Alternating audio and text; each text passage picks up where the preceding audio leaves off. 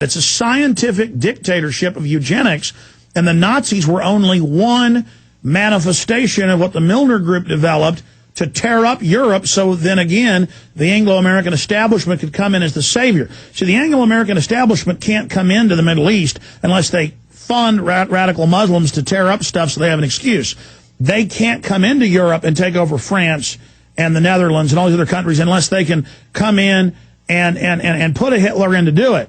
You know, again, they are just masters at engineering these systems and then using the Nazis on the continent and all those funds and treasure they amassed, telling the rich doctors and scientists and the crumps and the elites, join with us now. Here's the real eugenics plan. Go underground into a corporate state, which is what Lord Milner wanted in the teens 30 years before, and we'll let you in on the real system. And then they did, and now Germany's the main engine of the European Union. I mean, these guys are sophisticated, Paul. Indeed they are. What we need to remember is that, you know, most individuals, most MEPs in the European Union Parliament are not Nazis, but the origins of their organisation is, and the very nature of the European Union, in that it seeks to remove power from national governments who are accountable to their citizens, to their electorate, and centralise it into the hands of an elite that are electable to nobody but themselves, is by its very own nature totalitarian. Well, look, so even if you don't believe that it had Nazi origins, which are now proven, it's totalitarian by its very nature. Well, exactly, I mean, Paul. But go ahead, Paul. You've got the Lisbon Treaty coming up again in autumn. Now, they can't ratify it without every member state giving the go-ahead, and the only one that's opposed it is Ireland, because that's the only one, apart from a few others, that allowed it to go to referendum. And because Ireland voted no, they're just going to make them vote on it again. They won't take no for an answer. Stay there. We'll do a final segment with you, and then I promise get through the calls that have been holding. Then I'm going to cover the attacks on free speech and news blitz for the rest of the show. Got a whole other hour coming up. Key, saving the most important stuff for last coming up. But I've got some comments on what Paul's covering as well that are very important when we get back. Stay with us.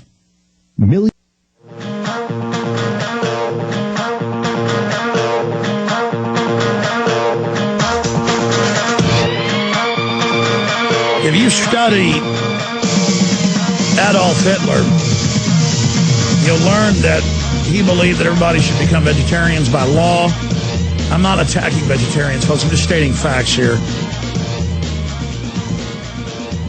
That there should be laws against hunting. He was against hunting. He was basically more akin to a PETA supporter than anything else. And he believed in culling humans. And he believed in keeping small groups of blacks alive in certain areas of Africa, kind of as a zoo, would keep alive elephants or something. As a laboratory example, he believed that they would let the Japanese dominate and cull the Asian populations. They were going to take over all of Russia and Central Asia and exterminate everyone who didn't pass muster. Same thing with most of the Latin American nations. And this is what they believed in. Now, when you see things like carbon taxes proposed in the 60s, this comes right out of Club of Rome, right out of Bilderberg Group. Prince Philip and Prince Bernhard, both Nazis on record. In fact, Prince Philip, we forget about the consort, the Duke of Edinburgh, to the Queen of England. He was a Nazi. His sisters all married Nazis. They're all Nazis. They're all Nazis.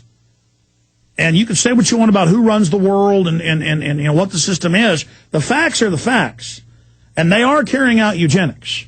And Endgame, I think, gives you the best picture to understand that overall.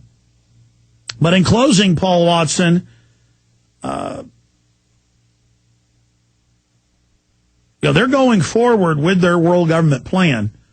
And I just hope that the white supremacists understand out there that this eugenics model out there is for them as well.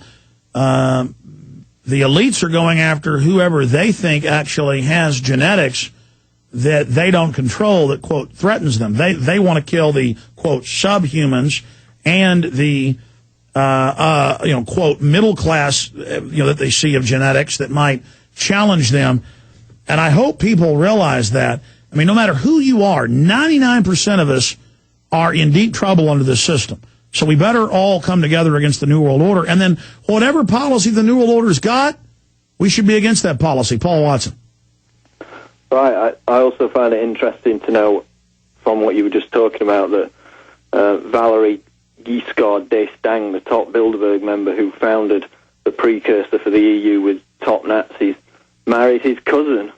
So they all like to keep it in the family, don't they? They're really into that.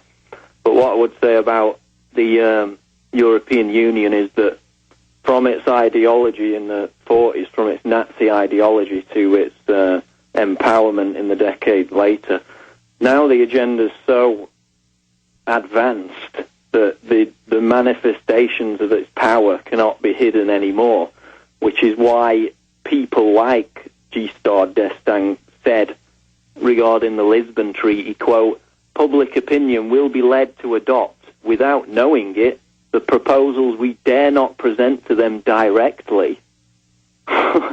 Imagine that. So he's saying that basically if we knew what it was really about, we'd never go for it. So it's, but now it's coming out, the free speech issue with the EU. I mean, the Nazis just killed people who spoke out against them, but the EU's found a more successful method, which is just kill their free speech instead. There's actually a European Court of Justice case which establishes the pretext that it's an illegal act to criticize the EU.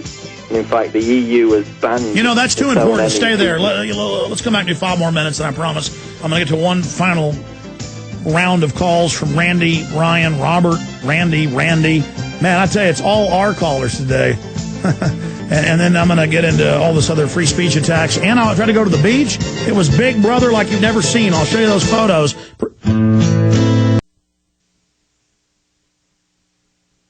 Waging war on corruption. Alex Jones on the GCN Radio Network.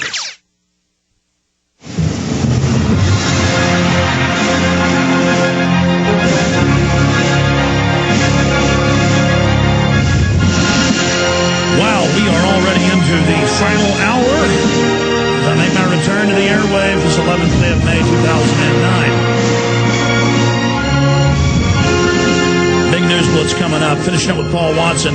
Paul Watson, you were getting into, the European Union's been firing ministers and members of the British government get fired if they criticize the EU. And now I've seen mainstream news articles where people are arrested because they use the word homosexual. That's a hate crime now, because it hurts people's feelings.